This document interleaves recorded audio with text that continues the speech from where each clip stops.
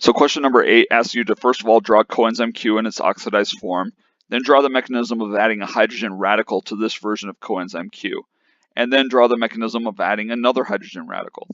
All right, so to start off with, all right, the quinone, the oxidized form is the form with the 2 double bonded oxygens at either end of the quinone. All right, and then we're going to have the 2 double bond carbons in the ring. All right, so the way that we are going to do this, all right, when we're adding radicals, all right, we have to draw arrows pointing towards each other to show the formation of new bonds. All right, and likewise away from each other when we're breaking bonds. All right, so this hydrogen is going to add 1 electron to a new bond with the oxygen. All right, that leaves 1 unpaired electron on the carbon, which is going to then collapse back down, forming a carbon-carbon bond. All right, then what used to be our carbon-carbon double bond is going to split, and we're going to recombine all the electrons like so, until we end up with our radical all the way on the opposite end of the molecule up here on this oxygen.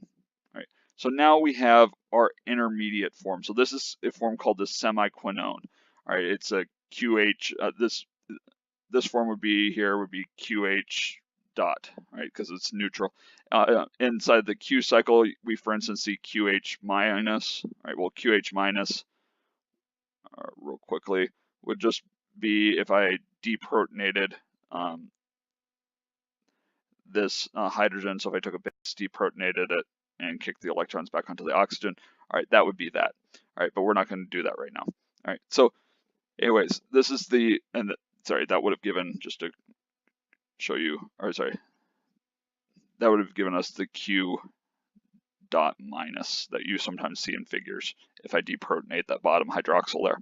All right, now what the question is actually asking for here, enough asides, all right, is asking us, all right, to add another hydrogen radical. Well, if we have 2 radicals, this is very easy. We just draw half-headed, one-headed arrows towards one another, like shown up here, and we get our new hydroxyl. So on the right here, we have the QH2 form, the reduced form of the quinone. On the right, or the left, sorry, we have the oxidized Q form.